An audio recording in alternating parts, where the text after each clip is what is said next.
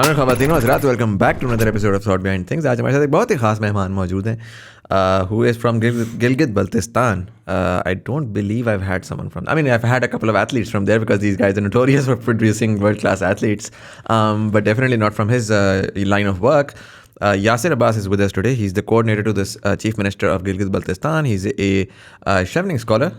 He did his LLM from Sussex in the UK. University of Sussex. And then, पहले उन्होंने IR किया था, फिर IR के बाद, law, and then eventually was working with the Ministry of Planning as well as a young leader.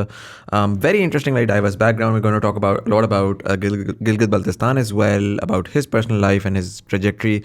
Yasir bhai, thank you so much for coming in. Pleasure to be here, Muzamil. Pleasure to be here. अच्छा, अब मैं conversation start करूँगा सबसे पहले. Just trying to understand from high school till date, आपकी journey रही क्या है? Like, how did you sort of evolve and what were the decisions that you took? Okay, so I was born and raised in a village called Yasin.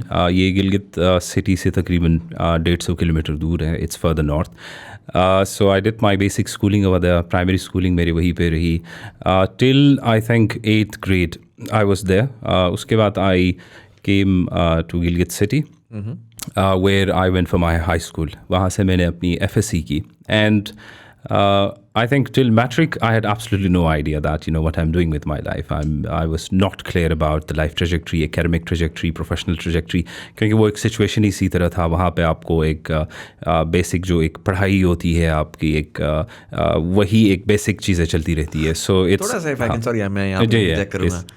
You said you were born and raised in a village. Yes. And for me that's very fascinating because Pakistan you don't get to hear someone who was born and raised till 8th grade in a village.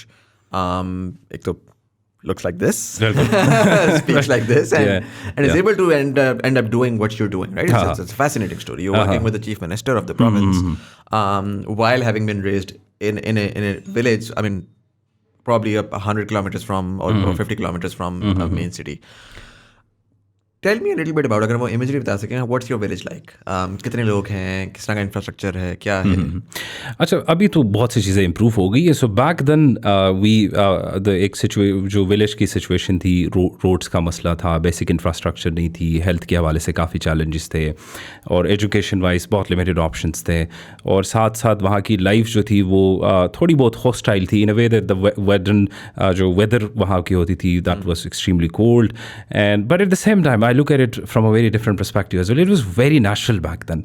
Right. Everything that we used to have, from a very cuisine perspective and also from an experience perspective, everything was raw, everything was non-cosmetic, and there was so much reality to it, and you could actually feel that. I mean, back then, of course, we couldn't feel it, but now when I connect that where I was and how things are and how things used to be back in the village and how the way they are right now, it has been a major transformation. Yeah. So इसमें मेरे लिए एक बहुत unique experience था. And part of the journey when I look back, और जो मैं समझता हूँ कि मेरे लिए एक launching pad रहा है, जो एक professional growth में professional एक development में, it has been the time that I spent in my village. First, I knew how to be persistent. That's where I actually learned that life के जो facets होते हैं वो same नहीं होते, वो different होते हैं. एक village life होता है, tough होता है, सर्दियाँ होती है, साथ में एक access नहीं है, transport के options नहीं है, school आप पैदल चले जाते हैं,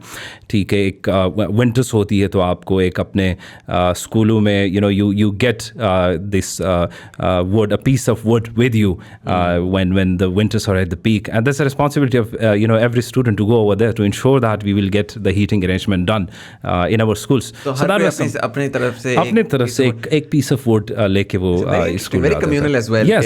Everybody has that sense of community. Yes. I have to put in my work there as well. Absolutely. Very interesting. Yes. What did your father do? I mean, what sort of family were you guys? So my father, I mean, that's I think the second aspect of my professional and personal development. I majorly credit it to my parents because it's very difficult to have a vision once you're in the village. And when I say vision, it's about the growth, the life, exploring life options. So I was blessed with parents. My mom, she's a housewife. My father, he was initially in the army as a non-commissioned officer. Then he retired, and he was a very hard worker person. So वो खुद उन्होंने retirement के बाद he pursued education and eventually ended up in the judiciary.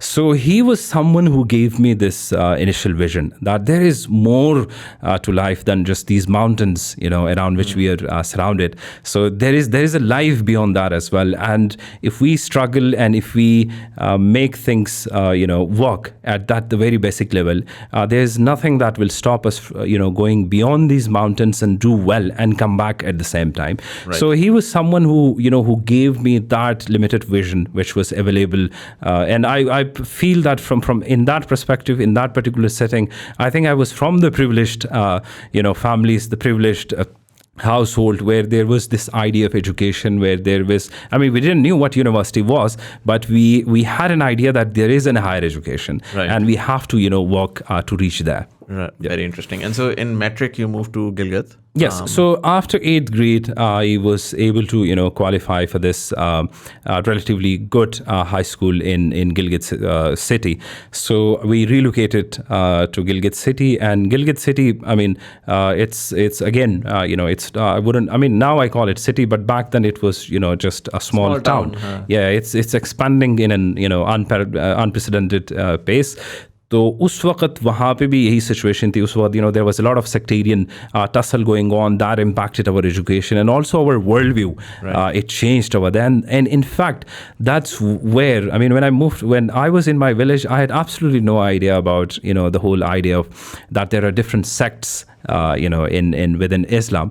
And when I came to when I came to Gilgit, वहाँ पे मुझे अंदाज़ा हो गया कि यार अच्छा सुन्नी भी कोई चीज़ है, इस्माइली कोई चीज़ है, Shia कोई चीज़ है, and then the discord, and then your raw understanding of your own faith and the other faiths. It was a kind of a confused period where sometimes you if I look back, I think that एक time पे मैं एक अपने आप को अगर आज के उसमें मैं मेजर करूँ तो शायद मैं एक्सट्रीमिस्ट भी था, थोड़े उसमें अपने सेक्ट के हवाले से बायसेस लेके बैठा हुआ था. So that city gave us a lot of different worldview coming from the village, landing in a town where the dynamics are completely different. Right. So it impacted my personality, it impacted my studies as well, and at the same time the general worldview about local politics, about sectarian violence, sectarian discord between different sects of Islam. Right. Yeah. Matric FSC आपने वहीं से किया? मैंने matric FSc वहीं से किया इन गिलगित से. Yes. And then what was the next step? So the next step was very crucial. So back in my first year, I was not good at maths. I was not good at chemistry. I was not good at biology. But I also didn't know that what should I do with my life? Because these were the mainstream, options that straight away either you have to be a doctor, you have to be an engineer, or you have to join the forces. Right. So for forces, I was medically unfit because of a terrible knee injury. For engineering, I was not good at physics, maths, and for medical, I was not good at biology. So I didn't know that what I want to do, but there was, an aspect of my personality which was more driven towards social sciences.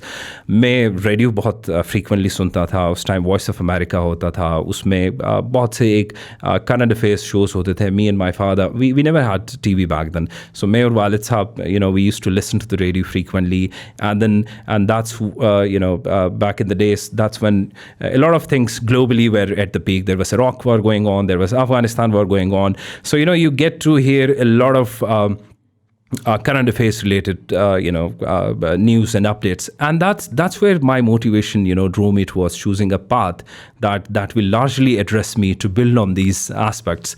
And that's how I ended up. The only university I applied, I think, maybe there were two, but the only university I applied was Bahria University in Islamabad. And immediately I decided to study international relations. Very cool. Yes. And how did you get to know about Bahria University while sitting all the way in Gilgit? Because had you been to Islamabad before? Yes, I came here for my medical treatment back when I had fractured my knee, and that's where I think at that particular period was kind of an exploratory period for me. First, I was disconnected from the school, so FSC or because 2 years का period होता है, तो उसमें मेरे ख्याल से मैं गालिबन कोई 6 महीने ही मैं स्कूल गया था because of an ACL injury. तो उसको मैंने खुद complicate किया, डॉक्टर्स के एडवाइस को मैंने ज़्यादा सीरियस नहीं लिया. तो इस वजह से, and that was the period where I was able to explore my subject more. I continuously read newspapers, and also when I came to Islamabad, I explored the universities. When I say explore, I'm not saying that I researched or anything, just heard word of mouth, अच्छा ये university है, ये है, यहाँ पे ये programme है, इस तरह का है.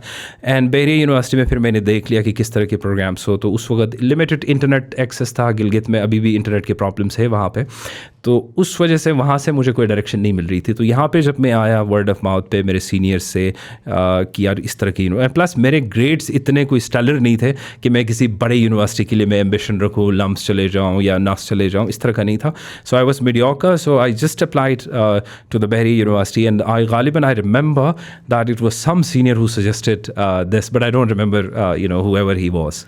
Right. Yes. And so you ended up in Bahria for the international relations. Yes, program. international relations. How was that like? Because that must have been quite a transition. Gilgit से आप इस्लामाबाद आए हैं, इस्लामाबाद में ज़ाहिर है कि बहरिया में आपको 90% मेरा ख्याल इस्लामाबादी ही मिलते हैं. जी जी जी बिल्कुल. तो एक कल्चरल शॉक भी होता है कि आप बाहर से आए हुए हैं, डिफरेंट कल्चर से आए हुए हैं. What was that like? Yeah, it was, I think, the most unique experiences of my life. So here's the guy who was born and raised in a village, came to Gilgit, and in our primary education there was a concept of co-education, but that was very limited. So all of a sudden you transition to a university, and then you are exposed to a very different setting where you have your female colleagues, you have the trajectory is different, the dressing sense is different, the sense of humor is different, the way of greeting each other is different. So I was shy and I was reluctant. And initially things didn't make sense to me over here. For example, I remember my first day, I think I just walked into the campus wearing shalwar kameez and chappal, and I remember the guard telling me that, this is not allowed over here. और उसमें फिर मुझे हो गया कि यार अब हम क्या पहनेंगे आगे. I mean, not that I wasn't wearing the Western attire back home, but the frequency of wearing them was really less. Right. So यहाँ पे आके, I remember the proctor telling me that, you can't dress in shalwar kameez. I mean, you have to wear this, जो भी dress code था उस वक्त का. तो वो मेरे लिए एक यूनिक एक्सपीरियंस था. And then again the female interaction was extremely limited in Gilgit. तो यहाँ पे आके जब एक बेसिक कॉन्वर्सेशन आप अपने फीमेल क्लास फेलोज के साथ, when you try to strike a conversation with them, when they were trying to do it, you were really awkward, you were really weird. Yeah. I mean, I remember, it's funny actually, then there was, we were not used to with hi, hello, this culture. We were more used to with assalamu alaikum culture. Right. So I remember when one of my class fellows, she said, hi Yasir, I said, assalamu alaikum. So that was the kind of, differences. And that was my first kind of one semester, which was extremely difficult for me. And the second most important aspect was the language barrier. Right. So the department that I joined, it was the social sciences department over there, and mostly the students were from good academic backgrounds. By good, I mean that they went to some good schools over here. They had an A-levels background. They went to Beacon House, they went to LGS, and etc. So naturally, their communication, their medium, their command over English was very, very strong, as opposed to someone who comes from all the way from Gilgit. So that was something which bothered me. I mean, not a lot, but for the initial 2 semesters.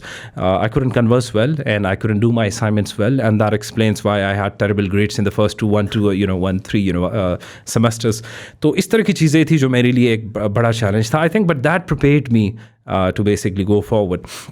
So my way of countering was to go back to the library, make it your home. But before that, I remember I called my father and told him that I'm stuck somewhere and I can't move forward. I can't converse well. I can't, perform well in the class. And I was all over the place. So he advised me to stick around for one more semester and then see. I think, and that semester changed everything. Achha. Yes. That was the 4th semester, 3rd semester? That was 3rd semester, end of 3rd semester. And what happened there?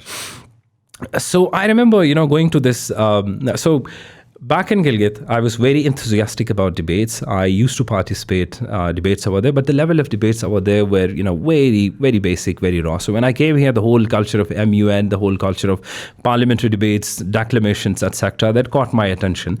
And I went to do, different trials over there, and I could see the faces of all those judges. I mean, they were kind enough. They didn't say anything in my face, but I could see that, there's something was not right. And I, gave my trials here and there. The response was not good. So I decided that either the option is either I go back to Gilgit and, just pursue something else, or I stick around. So I went to the university and I decided, and when I went to the library upstairs, I could see that there were a lot of magazines there. Economist ka magazine pada hua hai, Times ka pada hai, Financial Times ka pada hai, you have newspapers over there.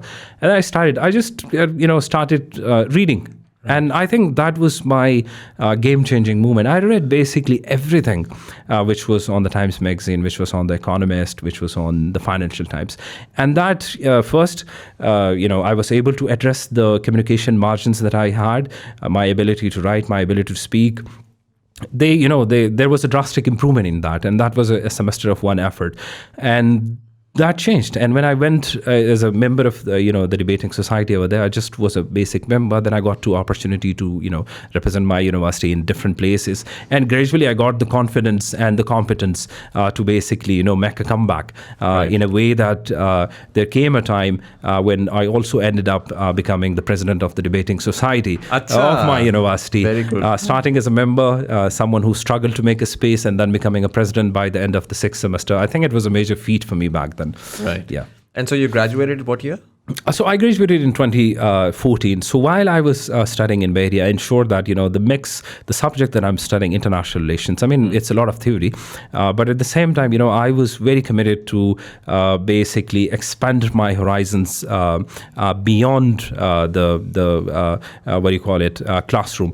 So I decided to do a few internships. I worked with a few, members of the National Assembly over there in different capacities, research assistant, and I also tried media industry back then. I went to the Geo Television. I interned with them as well. So I ensured that all my learning, it should translate into something practical as well. So I was able to make most of my 4 years in Bahria University, because I didn't just stick to the classroom activity. I ensured that I'm more practically involved, practically present in all the policy circles in Islamabad. Right. Yes. So when you, अगर थोड़ा सा मुझे बता सकें, who did you work with at the time, internship वगैरह में अच्छा, internship में मुझे मौका मिला था सेनेटर मुशाहिद सैयद साहब के साथ एक पाक चाइना इंस्टीट्यूट में. मैंने वहाँ पे एक इंटर्नशिप एक पोजीशन थी, बट वहीं पे मुझे एक अंडरस्टैंडिंग शुरू होगी फॉरेन रिलेशंस के हवाले से, इंटरनेशनल लॉ के हवाले से, पाक चाइना रिलेशनशिप्स के हवाले से, पाक इंडिया रिलेशनशिप के हवाले से. Interesting time as well, because right before eventually CPEC was announced, तो ये यहाँ पर वो I think those were the times when the groundwork was being set, and there was a lot of backdoor work, जो एक homework जिसे हम कहते हैं, वो उस वक्त चल रहा था. And Mushahid Syed, he's a powerhouse, right? He's a powerhouse, and he is someone who is he understands China really well, and he has this personal what you can say presence in Beijing, and it has been very instrumental for Pakistan for quite many years. So that benefited me a lot. And after that, I worked in Jinnah Institute in Islamabad. That's another think tank. So I was fortunate enough to get to work with Senator Shahri Rahman back then. She still is the chairman of the Jinnah Institute. So back then I was able to work on the Afghan issue. उस वक्त Ashraf Ghani was running for first एक उसका जो हम elections था, उस वक्त वो contest कर रहे थे. So we basically did the profiling of all the Afghan candidates, and we also worked on different other avenues to do with Pak-India relations, Pak-US relations. So again, in a very limited capacity, but the exposure was उस वक्त के हिसाब से it was very different. वही वाली बात है कि आपकी सोच ही बदल जाती है ना, कि यार अच्छा दुनिया में इस तरह से भी चीज़ों को एनालाइज किया जा सकता है. As a student, obviously you're बड़ा theoretical. Absolutely. So you graduated 2014. Yes. And you had these experiences, Jinnah Institute, Pak China Institute. Where did you end up working, or मतलब immediately afterwards आपका ये था कि काम करना है, या did you go back to Gilgit, या were you applying for your masters? Achha, so right after I graduated, while I was in my 8th semester, I got this unique opportunity to basically be part of the youth parliament. Back then it was a very vibrant entity, and it still is. It was programmed by the Pakistan Institute of Legislative Development and Transparency, PILDAT जिसे हम कहते हैं, in collaboration with Danish Embassy. And that was the kind of, we were the group of 60 members selected all around from all across Pakistan, and there were people who were barristers, there were civil servants, aspiring civil servants, there were future politicians. So that exposed me to the whole politics of Pakistan, basically. Right. So I was able to understand the issues well. I was able to, build on my academic understanding of, foreign relations, because वहाँ पे मैं as a member गया, फिर उसके बाद मैं वहाँ पे, I was elected as the youth foreign minister over there. So by virtue of my position as a shadow parliament की तरह हम तमाम processes और जितने भी हमारे foreign affairs related जितने भी चीज़ें थी उसको हम youth के तनाजुर में देखते थे. So it was a very fascinating experience. How does this work? होता क्या है? मतलब थोड़ा सा अगर आप मुझे स्ट्रक्चर समझा सकें जो यूथ पार्लियामेंट होती है इसका. अच्छा, यूथ पार्लियामेंट आप ये समझे कि ये आपके नेशनल असेंबली का एक रेप्लिका है. You have your prime minister, you have the speaker, you have the, members, you have the cabinet. So basically the rules of the procedures are the same, just like, the actual National Assembly. The difference being there are young people selected from, all across Pakistan, and also issues जो होते थे वो thematic होते थे. हम हर session पे ना एक कुछ themes हम select करते थे, उसी पे हम resolutions लाते थे, उसी पे हम बहस मुबाहिसा करते थे, तकारीर करते थे, और उसी पे फिर हम by the end of that particular session we used to come up with concrete policies, concrete evidences. For example, हमने extensively काम किया कि पाकिस्तान का जो एक foreign relations, regional relations किस तरह के होने चाहिए एक youth के तनाजुर में, इंडिया के साथ किस तरह होना चाहिए, अफगानिस्तान के साथ किस तरह होना चाहिए, ईरान के साथ किस तरह होना चाहिए. So it was a very kind of a vibrant environment to basically see what the youth thinks about foreign policy, what the youth thinks about public policy, about general मुल्क के बारे में क्या सोच रखती है. तो मेरा एक साल मैंने यूथ पार्लियामेंट के साथ गुजारा. उसके फ़ौरन बाद I got this unique opportunity to go to the United States as the recipient of this fellowship called the Emerging Leaders of Pakistan fellowship program. So it's basically given to prominent youth leaders who work in their communities. So back in Gilgit we used to do different kind of activism. We used to work to empower youth over there. We used to work against sectarian violence over there, and basically it was social media sensitization, and also to basically talk about peace, harmony, community engagement, etc. So उसी चीज़ को recognize करते हुए I went to the United States as the recipient of the fellowship program. वहाँ पे it was kind of an exposure visit. We sat with members of the Congress over there, with senators. We went to different media houses. We had candid discussions in for example in Stanford University. We went to all kind of departments in the United States which are very relevant to the policy making. For example, Pentagon, White House, State Department. तो इस तरह की चीज़ों में रहा. तो उस visit में फिर मुझे एक मेरा वर्ल्ड व्यू जो है ना वो एक डिफरेंट तरीके से फिर फ्रेम करना शुरू हुआ. So I was trying to link up my village experience of village understanding of politics to the local understanding of politics, and then international understanding of foreign relations. Right. So so it added value to my my curiosity about international relations largely. Right. And so जो आपके youth parliament, I don't think that pays you anything. No, it does not. It just, supports you with your travel. It supports you with your, basic miscellaneous जो भी आपके cost. So while you were doing that for a year, were you working somewhere as well? Yes, I was working. So right after my graduation, I started, right after my youth parliament stint, I started working with PILDAT. So the same organization which runs the youth parliament. So I was their assistant projects officer. So meanwhile, I was associated with different organizations, and I used to do research activities. I used to do a lot of conflict transformation activities for youth, and I was engaged extensively in Gilgit as well on writing up a youth vision for this organization based in the UK. So I kept the money that back then we used to get was just peanuts by this standard, but back then it was a lot. Survival money to tha na. Yes, बिल्कुल यही था. Right. So then the fellowship happened. You went there. You came back. Yes. 2015 आ गया, I'm assuming, and so what's happening now? So 2015, I joined the Ministry of Planning, where I was working as YDF, Young Development Fellow, as a fellow over there, where I was placed in the Peace and Development Unit. So that was my first direct exposure with the government. I would rate it as a good experience because one, I was able to figure out that how government functions. तो उसी को देख के फिर मुझे बीच में ख्याल आ गया कि मैं government का मैं हिस्सा बन जाता हूँ. So I thought about CSS as well in 2017 गालिबन. Right. तो 2017 में हमने मेरे साथ में कुछ और दोस्त थे, हमने फिर उसका सिलेबस इकट्ठे किया, हमने चीज़ें देख ली। तो क्योंकि मेरा एक सोशल साइंसेस का बैकग्राउंड था, रिसर्च थिंक टैंक्स में मेरा एक्सपीरियंस था और काफ़ी एक ग्लोबल एक्सपीरियंस भी मेरा बढ़ रहा था, और एक अंग्रेज़ी की थोड़ी बहुत शुद्ध बुद्ध थी जो आपको पता है उसकी एक बैकबोन होता है, ख़ासकर ऐसे राइटिंग। तो हमने जो एक प्रिपरेशन आगाज़ की, तो हमने सिलेबस देखा, मैंने कुछ ऐसे कोर्सेज रखे जो मैंने ऑलरेडी पढ़े थे, तो एक सेंस ऑफ और कॉन्फिडेंस आ गया, अच्छा मुझे ये भी आता है, ये भी आता है, ये भी आता है। सो मैं प्रिपरेशन को मैंने इतना सीरियस नहीं लिया। So eventually I failed the English essay paper, and so I never looked back after that. तो वो मैंने एक सीरियस अटेम्प्ट नहीं दिया था, but it was a half hearted attempt, and then I paid the price in the shape of a failure in the essay. Right. And after that, I was, I continued my work with the government, and then meanwhile, while I was pursuing my journey for the CSS, I also enrolled myself in an LLB program. It was, the reason I studied law was because back in my bachelor's program, जब मैं IR पढ़ रहा था, तो मुझे एक national curiosity आती थी इंटरनेशनल लॉ के हवाले से। तो मैं देखना चाहता था कि ग्लोबल कंडक्ट किस तरह है, UN किस तरह काम करती है, और इस तरह की चीज़ों को मैंने फिर सोचा कि एक कानून को सही तनाजुर में पढ़ के मैं देख लूँ कि ये how the law basically works an international level.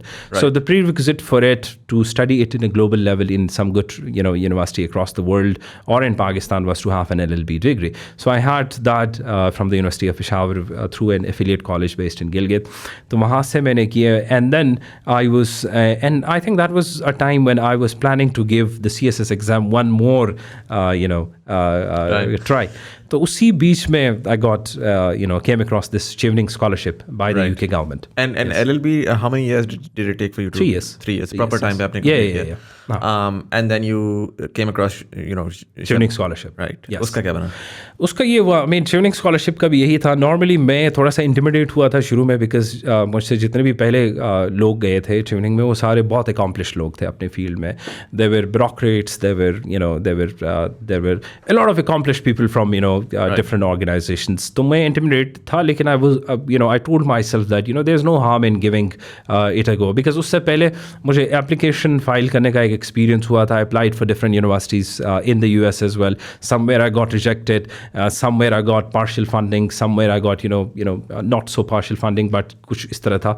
तो मैं हमेशा से था, because I come from a middle class family, तो हमारे अंदर हमारी फाइनेंशियल जो ऑप्शंस है वो बहुत लिमिटेड होते हैं. खासकर just pack your back and go कि यार पापा के पैसे से आपने डिग्री लेनी है US से या उधर से UK से, तो वो ऑप्शन मेरे पास नहीं था. So I had to hunt for scholarships. तो Chevening जो है, I came across Chevening, I filed my application, I was shortlisted, interview happened. I remember still, when I went to give my interview, तो hall में काफ़ी सारे लोग बैठे हुए थे. इंटरव्यू पाकिस्तान में हुआ था? इंटरव्यू पाकिस्तान में हुआ था, यहाँ पे ब्रिटिश हाई कमीशन में. तो मैं जब इंटरव्यू रूम में था, तो वहाँ बड़े सीनियर लोग बैठे हुए थे, बाबे बैठे हुए थे basically.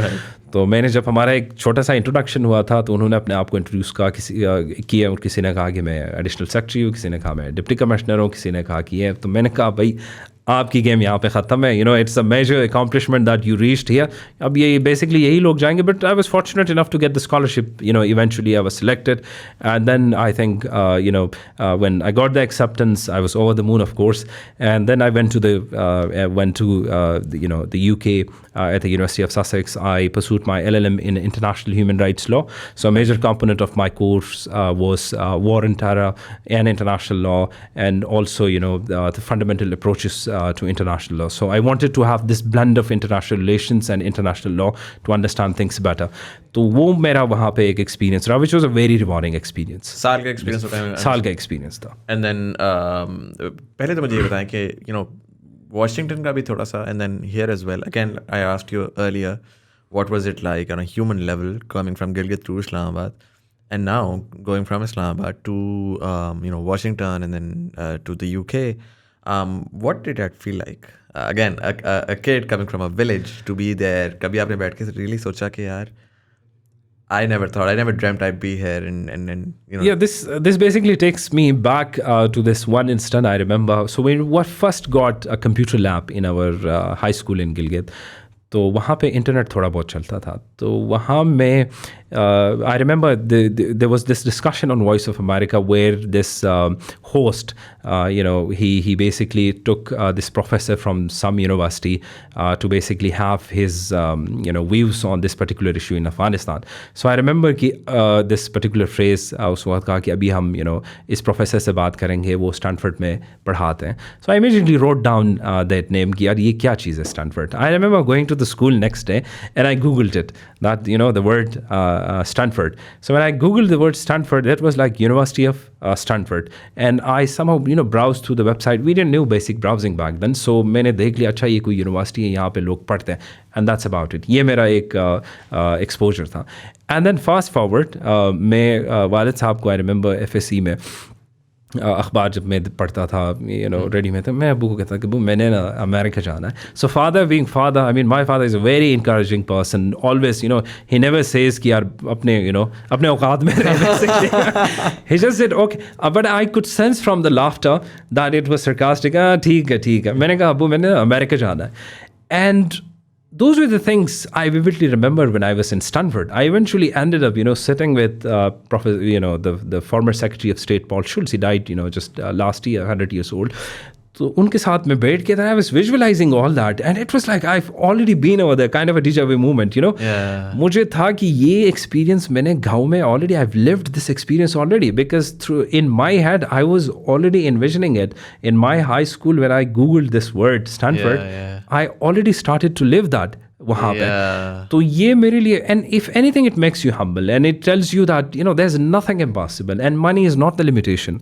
I mean I don't remember taking a single, I mean I wouldn't say a single penny, but my father has supported me significantly, but till 2015 2016 onwards I'm on my own. So the reason I'm saying this is because you can basically explore life for yourself if you have the right kind of rigor and the right kind of, if you don't have the mental barriers कि मैं तो ऐसा हूँ, मैं तो मेरी तो औकात से ज़्यादा नहीं है, ये तो अमीर लोगों का होता है, ये होता है. Because I know for a fact a lot of people would have said कि यार ये तो मैं तो FSC हूँ, ये तो A-levels वाले करते हैं, या बड़े इस्लामाबाद में रहने वाले लोग करते हैं, या इस तरह करते हैं.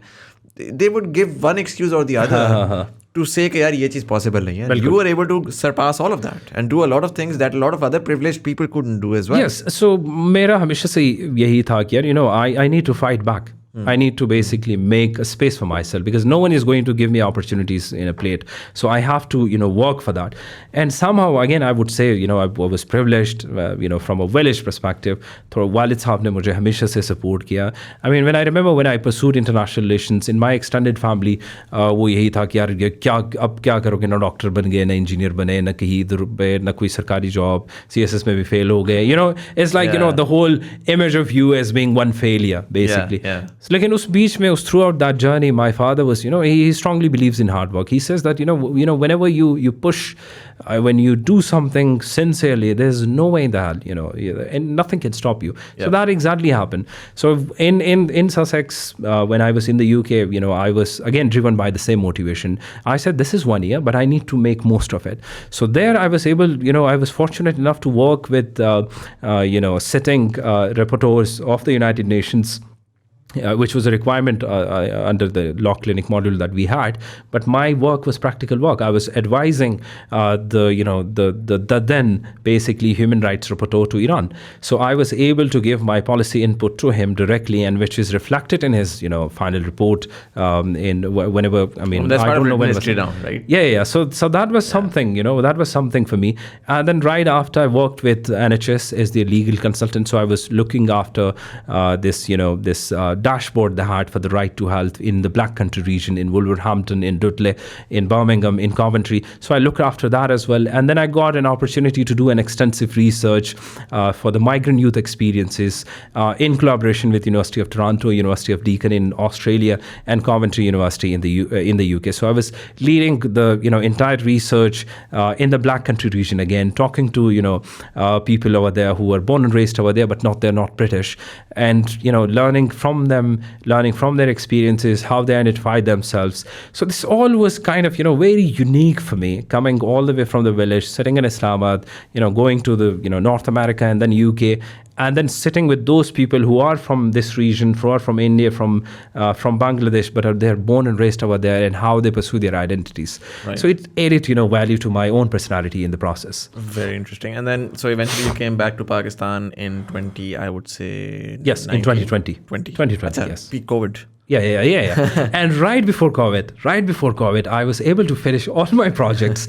And it was like, nature basically giving me a deadline. Go, I have a COVID plan for the universe. So I was able to finish. And I came back in January 2020. Right.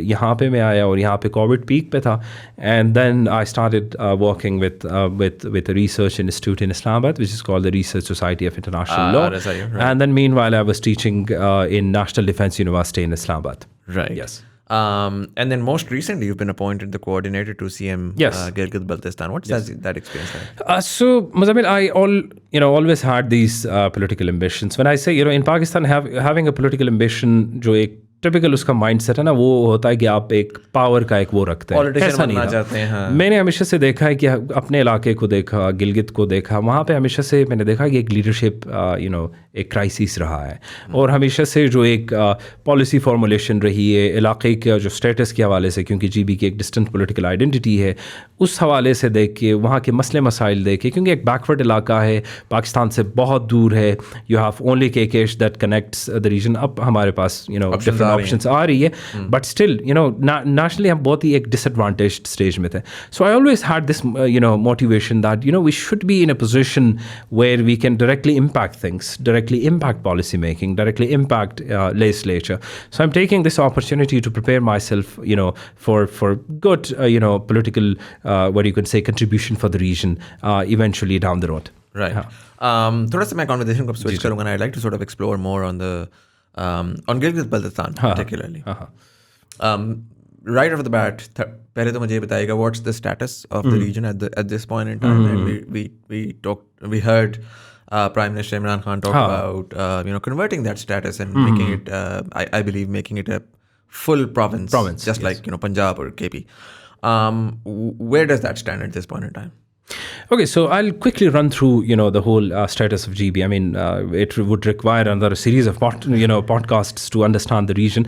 लेकिन मैं quickly आपको summarize करूँ. So GB, Gilgit Baltistan has been categorized. Back then, it would be referred as the northern areas, in a very generic term. So it has remained the part of Jammu and Kashmir dispute, and by virtue of that, उसकी identity, because you know that the issues in the United Nations, plebiscite का कहा गया था, ये नहीं हुआ. मुख्तलिफ किस्म के laws वहाँ पे apply की गए. We had even FCR back in the days. तो इसी तरह से वहाँ की जो पॉलिटिकल स्टेटस है वो रेस्ट ऑफ पाकिस्तान की तरह इवोल्व नहीं कर पाई. तो वहाँ पे हमारे पास FCR का था, उसके बाद काउंसिल का कॉन्सेप्ट आया, उसके बाद एक चीफ एग्जीक्यूटिव का कॉन्सेप्ट आया. So all was basically regulating mechanisms for the region. That's how the state of Pakistan used to govern the region. So fast forward in 2009, we had the Gilgit Baltistan Empowerment Package. For the first time, we had our chief minister. For the first time, we had a governor. So we started to look like a province now. Right. But again, we were not recognized by the Article 1 of the Constitution of Pakistan, which basically defines the territories of Pakistan, that what constitutes as the legitimate part of Pakistan. So एक bone of contention रही है. So let me say this, GB के जो लोग है, GB का जो status है, I think it is the only place in the world which is struggling to integrate in a country. So right. Pakistan ke example mein aap dekhe, you have elements in Balochistan, elements in all other places. They want to split from Pakistan. Right. So GB is the only region which wants to basically integrate in Pakistan. So right. so there has been a general reluctance to integrate the region. The state of Pakistan, the intelligentsia over here. When I say intelligentsia, I'm saying the overreaching जो political elite है, military elite है, judicial elite है, वो इस चीज़ को ये समझती थी कि यार ये गिलगित बल्तिस्तान को जब हम इसका स्टेटस हम डिफाइन करेंगे, प्रोविंस करेंगे, तो ये कश्मीर कॉज को ये वीकन करेगा. हाँ, which I, as a student of law, as a student of political science, I disagree with that. I think that nothing can change, nothing can negatively impact. उससे कुछ नहीं होना. GB का स्टेटस आप एक प्रॉपर फेडरेशन का इसको हिस्सा बनाते तो इससे वीकन नहीं होता. If anything, it strengthens, because you are basically basically giving rights as per international law, as per your own obligations, your own constitution के जितने भी obligations है. तो इस वजह से वहाँ की एक identity crisis रही है, which is a very legitimate issue. तो इस हवाले से Prime Minister Imran Khan, even before coming to the government, he was very keen on being an ambassador of the region in a way that he would always talk about giving the people of Gilgit Baltistan their rights, an opportunity to represent in the National Assembly and all other federating entities. So, when the PTI government was formed in Gilgit, so वहाँ की government ने इसके हवाले से बहुत जदोजहद की, यहाँ federal government के साथ बैठी. सो अब we have reached to a point where it is agreed that yes the status of the Gilgit Baltistan needs to change, and there is across the board consensus, but there are few I wouldn't say disagreements, but different way of looking at the region. Modalities पे है कि किस तरह हम इसको पाकिस्तान का हिस्सा बनाए, हम कोई कंडीशनल क्लॉज लगाएं, हम कोई नया आर्टिकल ले आए, या हम किस तरह हम इसको फेडरेशन का हिस्सा बनाएं. So the disagreement is on the modalities. There is in principle agreement that yes, the status needs to change. The political status of the region, it needs to fundamentally change. Right. Yes. In your opinion, and obviously this is going to be an educated guess at best, but can we potentially look at a timeline? Maybe over the next 10 years, over the next 5 years, we might be able to see Gilgit Baltistan as a province with representation in the Senate and the National Assembly. Do you think there's a right timeline that you can potentially predict? So if you were to ask me this question last year, I would have said कि शायद कभी नहीं, मैं आपको यही कहता. But now I'm, privy to a lot of negotiations, a lot of government engagements, government and federal engagement over here. I would say that it's a matter of months. It's a matter of let's say a year. Like I said, the disagreement is not no longer on. So this rationale that it will weaken the Kashmir, it has now weakened. Now the rationale which is where there is a fundamental disagreement is how to go about it. Because GB की एक dynamic ये है कि GB की population बहुत कम है, territory is almost equal to KP के. So हम बहुत एक हमारा तो इसमें हम बहुत से चीज़ों पे हम शायद disadvantage उसमें भी चले जाए. एक प्रोविंस हम बनेंगे, लेकिन उसके बाद क्योंकि हम कुछ हमारे वहाँ पे सब्सिडीज़ है, हमारे लिए वीट का एक सब्सिडी है, वहाँ पे नॉन कस्टम पेड कार्स है, वहाँ पे मुख्तलिफ़ किस्म की एक प्रेफरेंशियल ट्रीटमेंट है. तो उसके बाद क्या आया हमारे लोग उन चीज़ों को would they be able to let them go off? I don't think so, because political identity Gilgit Baltistan में एक बहुत एलिटिस्ट डिबेट रही है. ये उन लोगों के लिए मैटर करती है जिनका एक पोलिटिकल इंटरेस्ट है, जिनकी एक पोलिटिकल अंडरस्टैंडिंग है. और मैं as a student of political science इस चीज़ को समझता हूँ कि पोलिटिकल आइडेंटिटी क्लियर होनी चाहिए. लेकिन if you go meet ordinary message over there, वो वहाँ का जो गवर्नेंस का जो तरीक़ाकार है उस हवाले से उनका अप्रोच बहुत डिफरेंट है. They care about wheat subsidy, they care about all other subsidies which are given in over there. I mean, for example, the card you might have over here would be available in Gilgit Baltistan for not even a half a price. So imagine that FBR asking the concerned guy to pay another 20 lakhs to regulate it. I don't think the people of Gilgit Baltistan are ready for it. So इस हवाले से हमें थोड़ा सा एक strategic होना है. इस हवाले से हमें देखना है कि आम आदमी को कहाँ पे इंटरेस्ट है. तो आम आदमी चाहती है कि उसका वीट सब्सिडी जारी रखे. आम आदमी चाहता है कि उसका जो एक कार के ऊपर दिगर जितने भी चीज़ें, ये बेसिक चीज़ें वहाँ के गरीब लोग हैं सारे वहाँ के ज़मींदार. एक जो है कोई ज़मीनों का कल्चर नहीं है, कोई फ्यूडल लॉट्स वहाँ पे नहीं है, और प्लेन लैंड बहुत कम है, एग्रीकल्चर जो आउटपुट है वो बहुत कम है. तो उनके लिए जो वीट और इस तरह के दिगर चीज़ें जो सब्सिडीज है वो बहुत मैटर करती है. तो इस हवाले से अगर देखा जाए तो आई डोंट थिंक कि जो एक पॉलिटिकल जो एक लिमिटेशंस है या एक पॉलिटिकल जो वो है वो वहाँ के कॉमन आदमी के लिए इतना कोई डायरेक्टली इम्पैक्ट करती है. However, having said that, I also believe that not having that status puts us, in a very policy disadvantage, in very financially हमें काफ़ी. Because I also feel like, sorry मैं आपकी बात काट रहा हूँ, but I also feel like sure, so the subsidies and all of those things are important right now because of the fact that there is no economic essentially, I mean, there is no economy there. It is a very small scale. आपकी telecom sector भी जो है, जो एक through SEO काम करता है, कोई मेरा ख्याल अभी मैं पिछले दिनों 1-2 शायद कोई नए लॉन्च हुए हैं टेलीनॉर या कोई इस तरह का, बट अदरवाइज वही वाली बात है, डिस्कनेक्टेड है. बिल्कुल. इन्वेस्टमेंट रीजन में हो नहीं सकती बिकॉज थर्ड पार्टी का उसके भी कुछ लॉज हैं कि third parties can't invest and so on and so fourth. Maybe those subsidies don't really matter in the long run. जब आपको फुल पॉलिटिकल एम्पावरमेंट मिल जाए, जब वहाँ पर इंडस्ट्री सेटअप हो, या इंडस्ट्री ना भी, मैं बेसिक सी बात करता हूँ, टूरिज्म वहाँ पे प्रॉपर्ली सेट हो, उसमें इन्वेस्टमेंट आए, पैसा लगे, उससे पैसे के इनपुट आए, और आई एम श्योर बहुत सारी इंडस्ट्रीज लग सकती हैं, स्टोन का काम हो सकता है, मिनरल्स का काम हो सकता है. तो शायद the wealth creation enough is good enough to offset the lack of subsidy.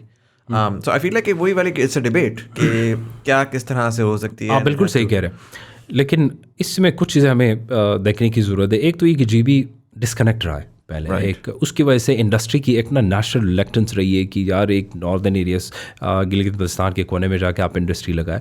फिर जब आप इंडस्ट्री लगाते हैं, वहाँ का एक पावर शॉर्टेज का आउटेज का एक प्रॉब्लम है वहाँ पे. फिर इस तरह की रेगुलेशंस थी कि शायद इंटरनेशनल इन्वेस्टर्स नहीं आए, तो वहाँ की कोई अपनी इंडिजिनस एक मार्केट नहीं बनती थी. तो इस हवाले से yes that's true, but having said that GB की जो पोटेंशियल है economic, it's enormous from a tourism perspective, from a minerals perspective, from a Pak-China economic corridor perspective. I mean, that's the region which is giving you the access. That's the heart of it, to right? China.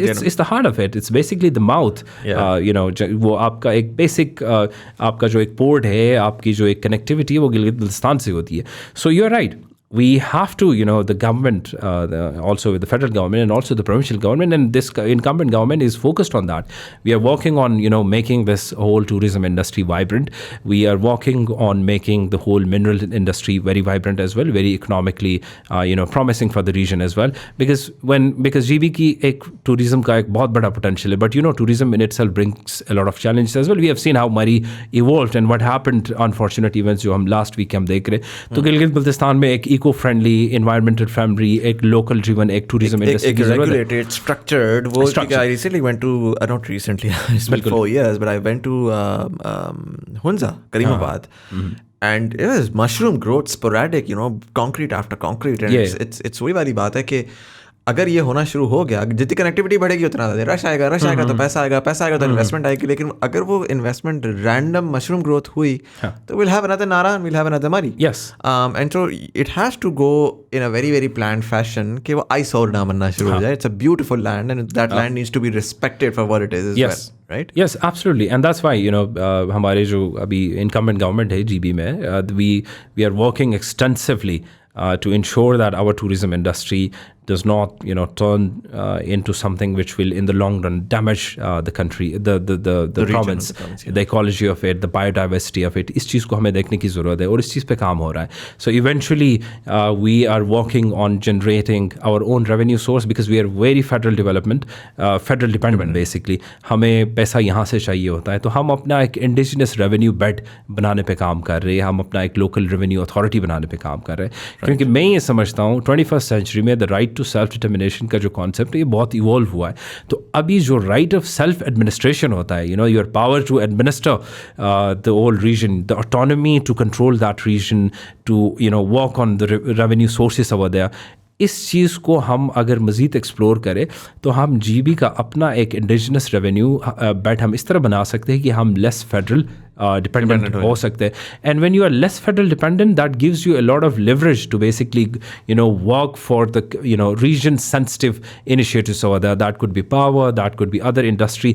तो अभी तो जो एक वहाँ का जो एक workforce जो एक मेजर वर्कफोर्स है वो गवर्नमेंट ही है. वहाँ पे जो एम्प्लॉयमेंट का मेन सोर्स है वो वही है. और टूरिज़्म वहाँ की बहुत सीजनल है. ठीक है, विंटर टूरिज्म का कॉन्सेप्ट नहीं है हमारे इलाके में. जो अब जाके हाँ, सो डू यू थिंक कि I believe Skardu or Gilgit Airport has been made international very recently. Skardu Airport. Do you think, and that operates during the summer only? No. It's all weather. It's all weather. Yeah.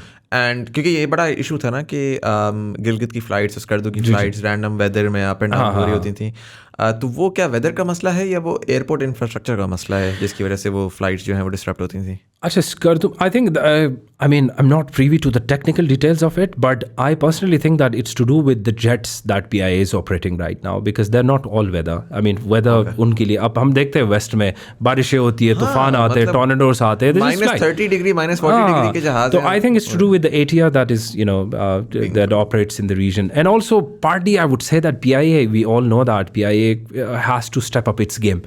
Right. तो उनके अंदर जो है उनकी जो एक existing inventory है जहाज़ों की, that needs a major upgrade. और स्कर्दू एयरपोर्ट है, I am 100% sure that it's going to play a very vital role, a huge role, because even the symbolic association of international airport with an airport is going to have a snowball effect. I'm 100% sure that if you will have the right kind of environment, right kind of infrastructure, right kind of facilities, there's nothing that can stop global tourists, the diaspora, to basically take a direct flight to Gilgit Baltistan. In and out. अब problem क्या होता था, जब आप GB के लिए plan करते हैं इस्लामाबाद से, या फॉरेनर कोई आता है, उसको पता है आपने इस्लामाबाद जाना है, इस्लामाबाद में आपने फिर एक बिल्ले चूहे की एक गेम खेलनी है, यार जहाज़ फ्लाइट हो रही है नहीं हो रही है, रोड इधर से बंद है इधर से खुला है, so that needs to change.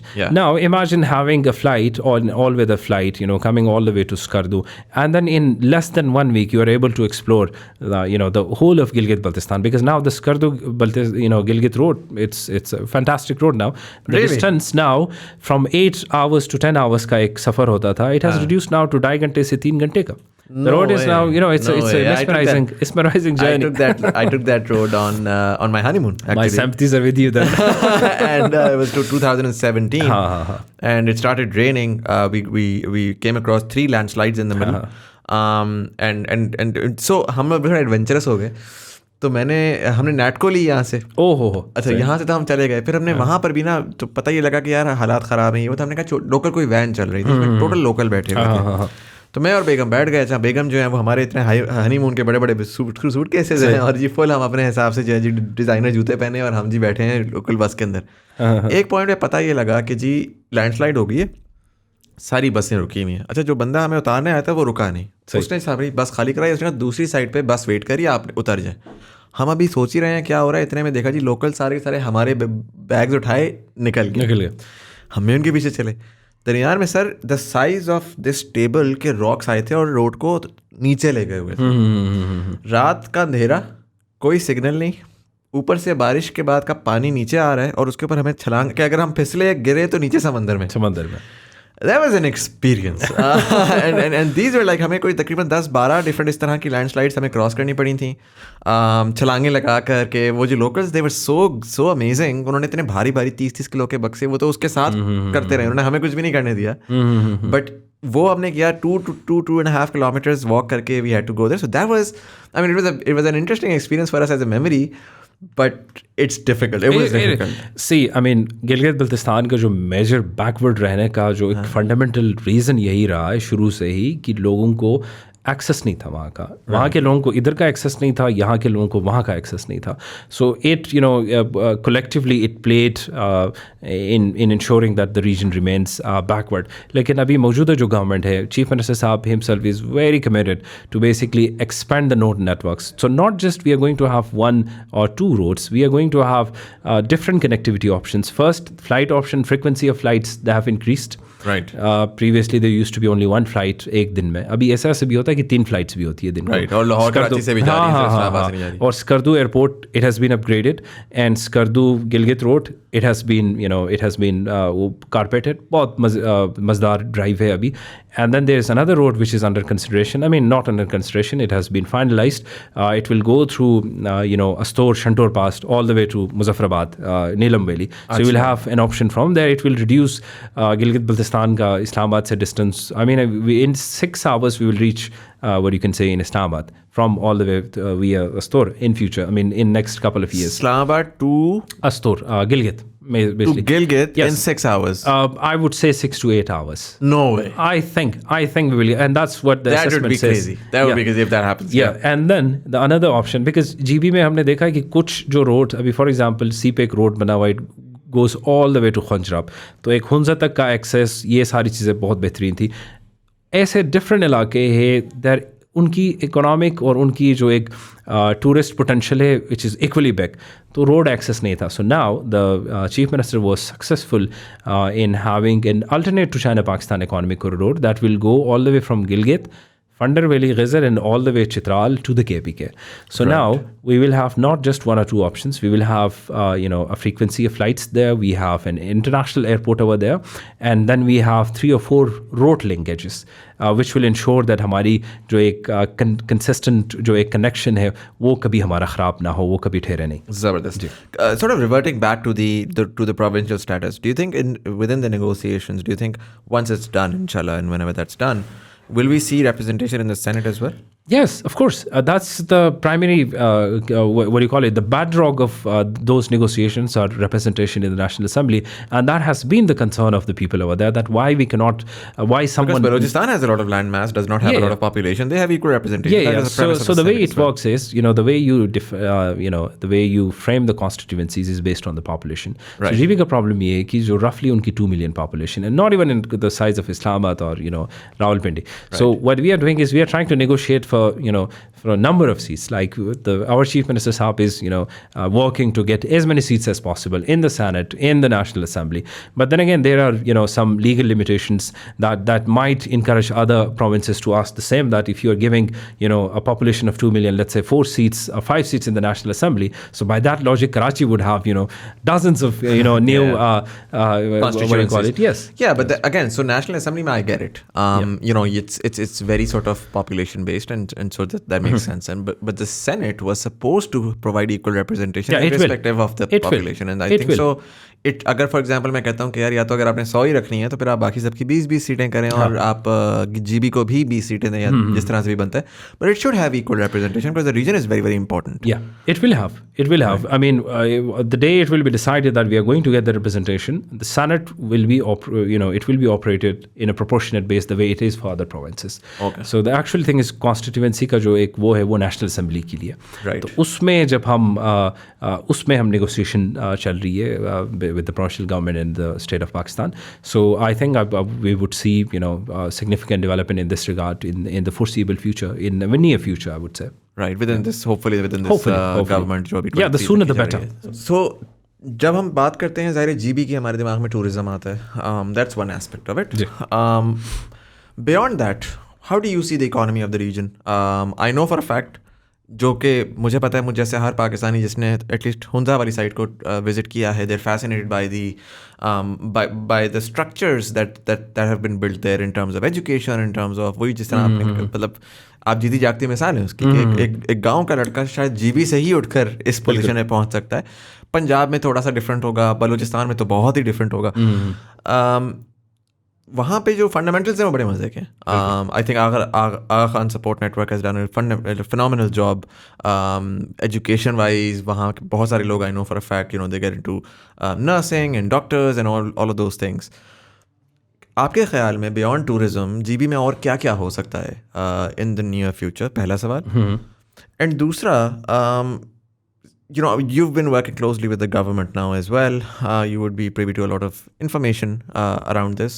CPEC है, हमने सुना है, हमें एक जनरल पता है, एक नारा है, CPEC है, सारा कुछ होगा.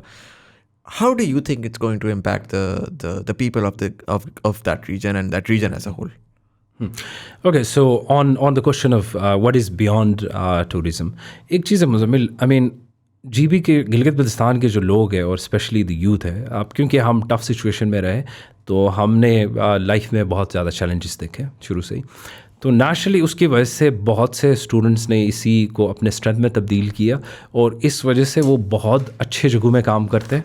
और वहाँ की जो एक पॉपुलेशन है यूथ की जो अभी मौजूद है, they are very qualified.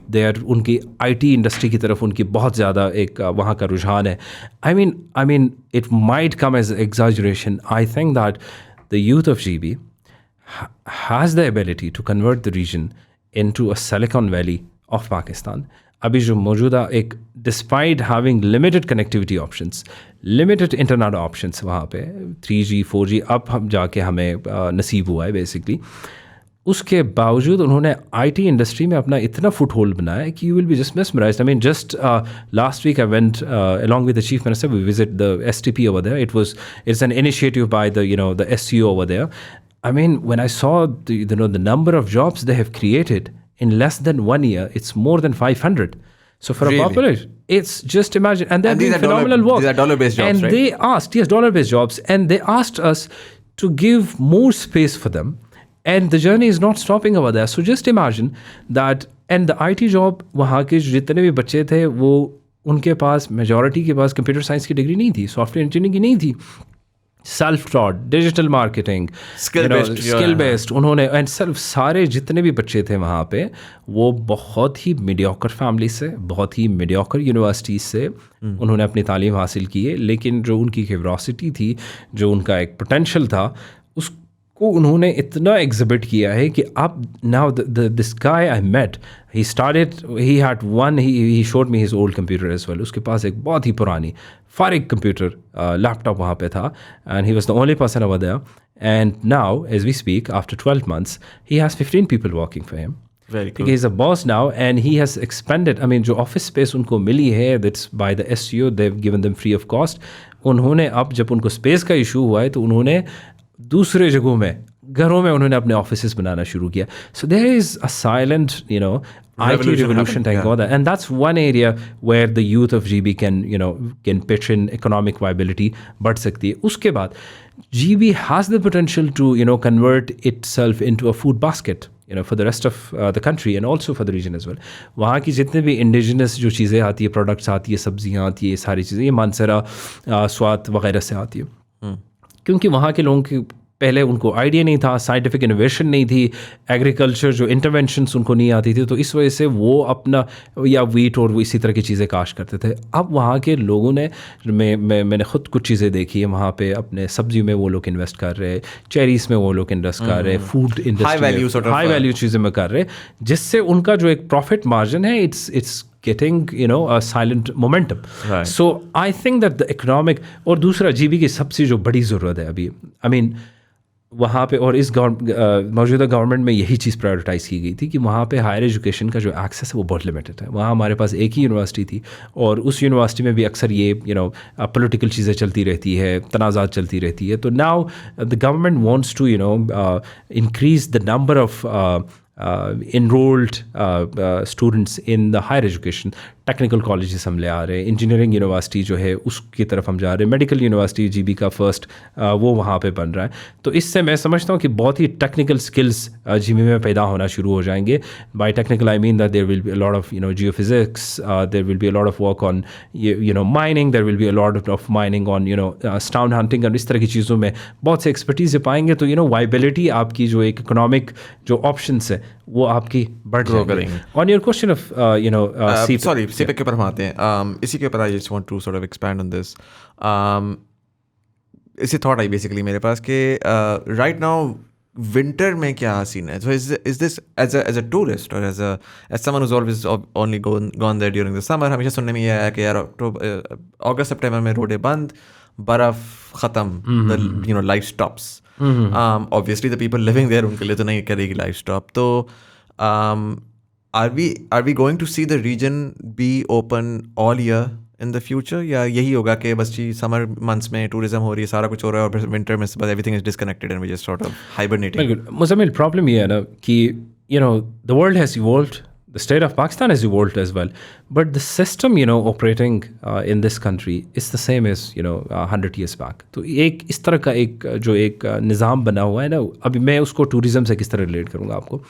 Now the same administration, the same जो भी एक डेली फंक्शन उनके होते, in addition to them you are giving them an industry about which they're not trained, about which they have absolutely no idea.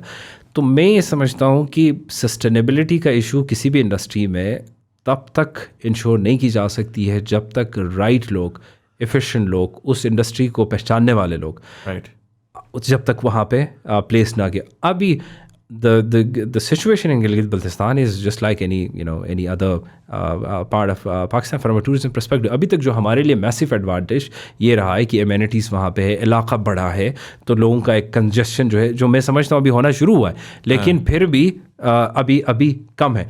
सो हमने अपने administration को अपनी एक वहाँ का जो एक सिस्टम हो उसको इस तरह अपग्रेड करना है. लेकिन अभी कनाडा में भी तो बर्फबारी होती है, अमेरिका में भी होती है, हर जगह में होती है, but the way they are managing it is so phenomenal that you don't see snow as a as a limit, as a recurrent. I mean it's business as usual for them. हमें उसी तरफ जाने की ज़रूरत है. हमें अपना जो डिज़ास्टर मैनेजमेंट हमारी जो अथॉरिटी है उसको इसी तरह इक्विप करने की ज़रूरत है. हमें अपनी जो एक हमारा प्रॉब्लम ये होता है फायर फाइटिंग होती है, हमारा प्रिवेंशन नहीं होता. हम वेट करते कि कोई क्लैमिटी हो, गॉड फॉरबिड, फिर हम उसमें हो, एक्शन में हो. लेकिन हमें थोड़ा सा एक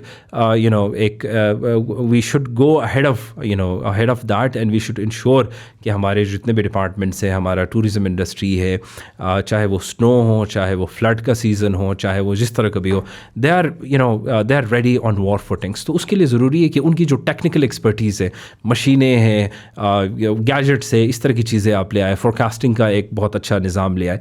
ये हमें गिलगित बल्तिस्तान में लाने की ज़रूरत है to ensure, because that region is opening up at a massive pace.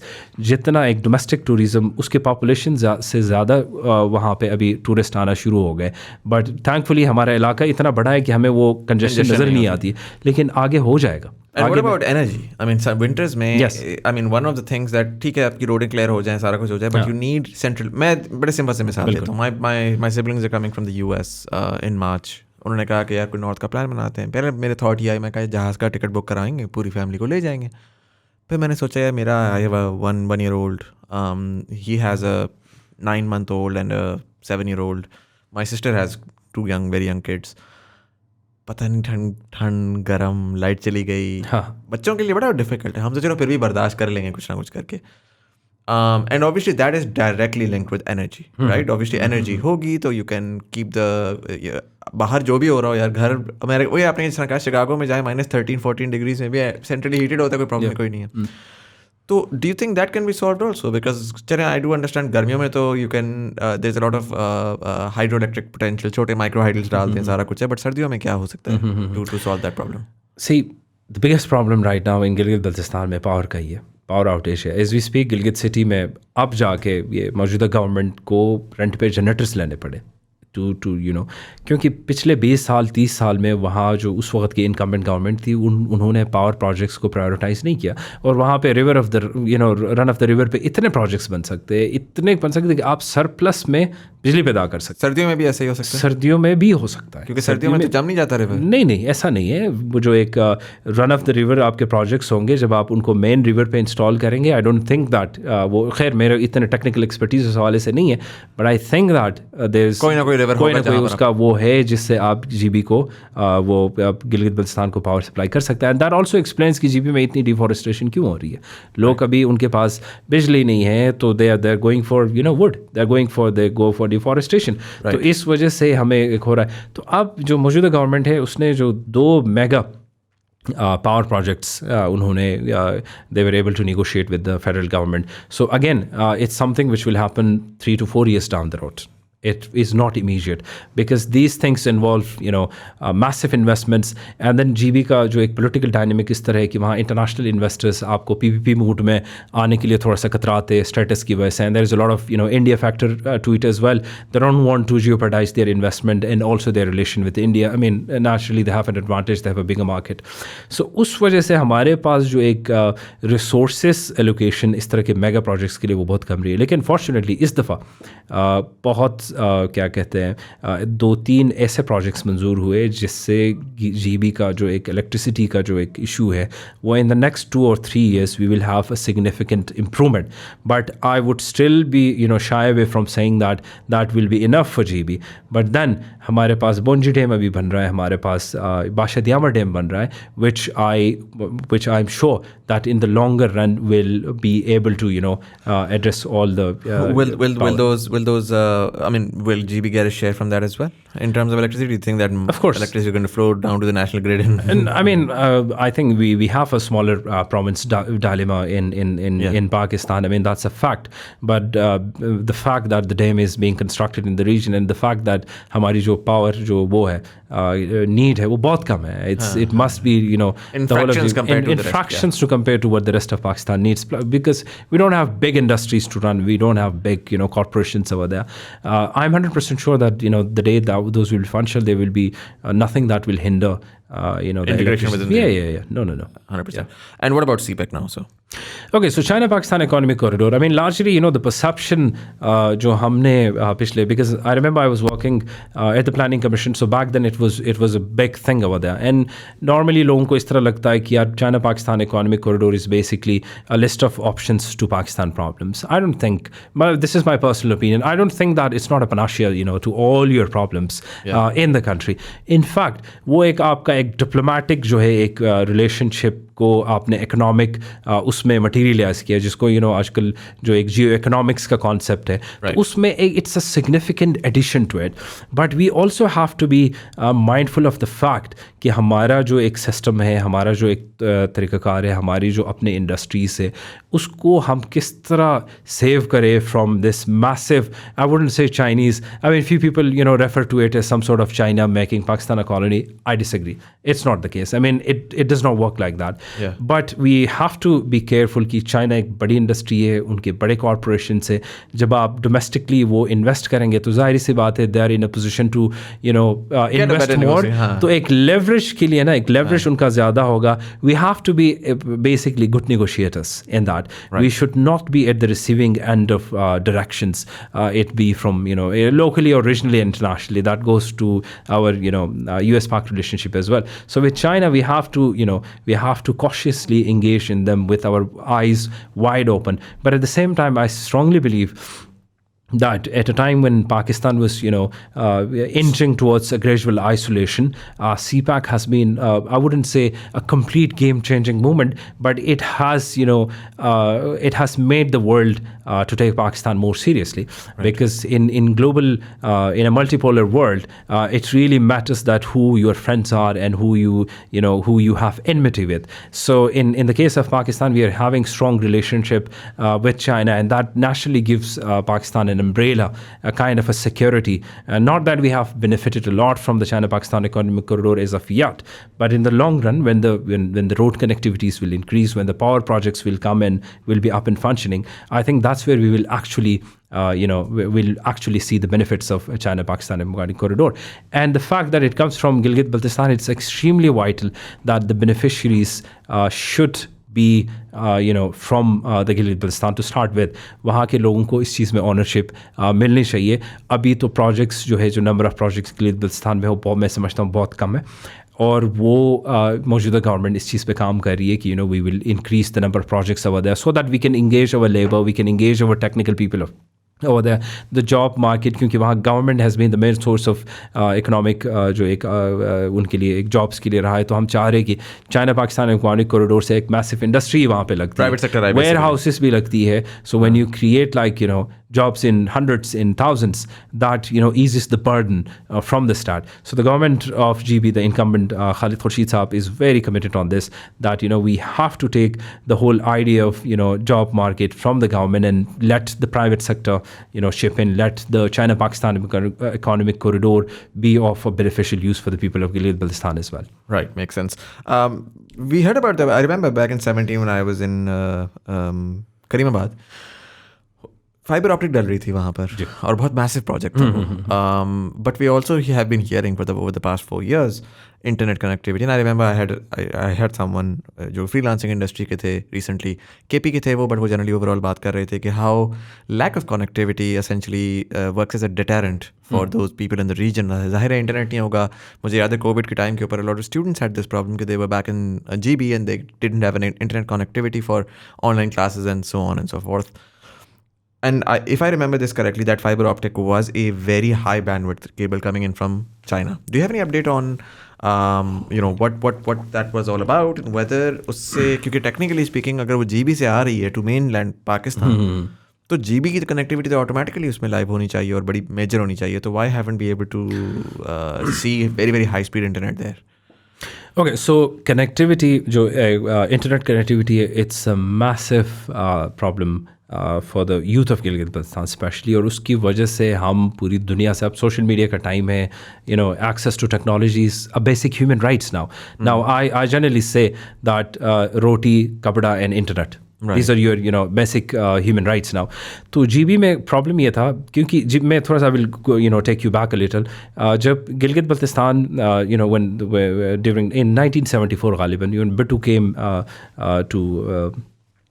to basically Gilgit Baltistan FCR का खात्मा हुआ था, तो back then they tasked the information ministry in collaboration with SCO to basically ensure that communication के channels वहाँ पे रहे. तो इस उसमें उन्होंने they started intervening in the region and they expanded their network throughout the region. एक exchange का concept आ गया, वहाँ जाके आप फ़ोन पे बात करते थे अपने अजीज़ व क़ारिब के साथ. तो उसके बाद जो था रीजन, बस वो एक उसी ऑप्शंस में थोड़ा सा इवॉल्व होते गए. SCO पहले आप उसका एक्सचेंज से वो फिर मोबाइल सर्विस की तरफ आ गए, मोबाइल सर्विस से वो इंटरनेट कनेक्टिविटी की तरफ चले गए.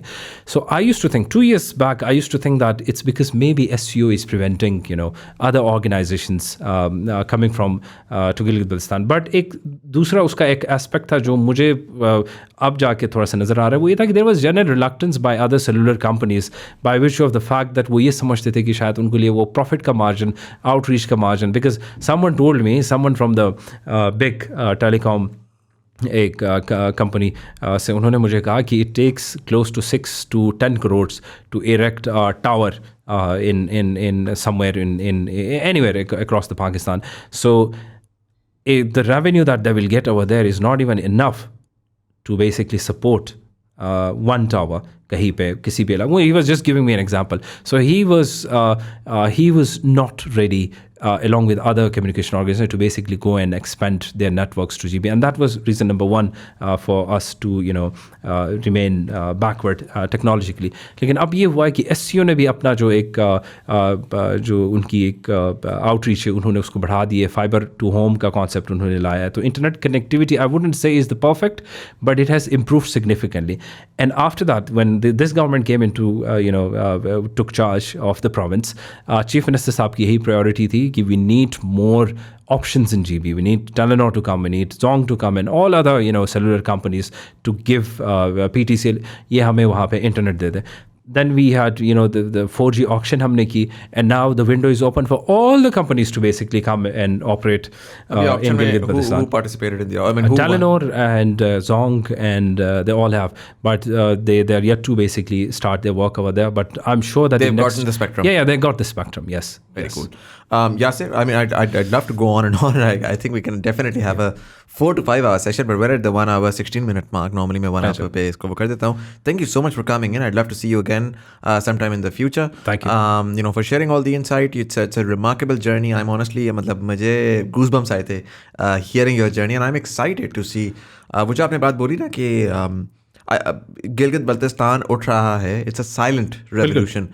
I can see that. I can see that with your energy, but I can also see that separately as well. Ke, the way that the world is evolving, GB will be a very, very important part of our discourse, and I hope of our federation as well. Thank you so much for coming in and for sharing all the insight, and I wish you all the very best for your own personal aspirations in changing GB for the better. Pleasure to be here. Thank you. For all of you guys, thank you so much for watching. अगर आपके episode पसंद आई अपने दोस्तों यार जरूर share करिएगा. मुझे जरूर बताइएगा कि what do you think about Gilgit Baltistan, all the things that we've talked about. If you agree or disagree to anything, please do let us know in the comment section below. Do you think you'd want Yasir to come back and have a conversation about anything related to GB? Please let us know in the comment section again. इसी के साथ साथ YouTube वाले like का button दबाएंगे, engagement बढ़ेगी, ज़्यादा हमारी कन्वर्सेशन पहुंचेगी. फेसबुक वाले TBT कम्युनिटी ज्वाइन कर सकते हैं नीचे दी गई हुई लिंक के ऊपर, जहाँ पर हम डिफरेंट फीडबैक भी लेते हैं, आर्टिकल्स भी शेयर करते हैं, गेस्ट रिकमेंडेशंस भी लेते हैं. You can join that as well. Audio platform subscribe का बटन दबाएंगे, आने वाली एपिसोड्स की आपको नोटिफिकेशन मिलेगी. इसी के साथ साथ ईजी पैसा जैज़ कैश यहाँ पर कहीं पर आ रहा है, where you can support the channel if you like. We accept anything from ₹1 to as much as you like. It's the thought that counts. इसी के साथ साथ हमने नई पॉडकास्ट स्टार्ट की called the Pakistan pivot, we talk different policy makers, government officials and different experts in think tank spaces, just to sort of understand Pakistan में जो different policies हैं उनके पीछे क्या thought है. So you can check that out. The link is down below. But anyways, this was Muzamil, Hasan. You were watching Thought Behind Things. Thank you so much for watching, and I'll see you in the next one.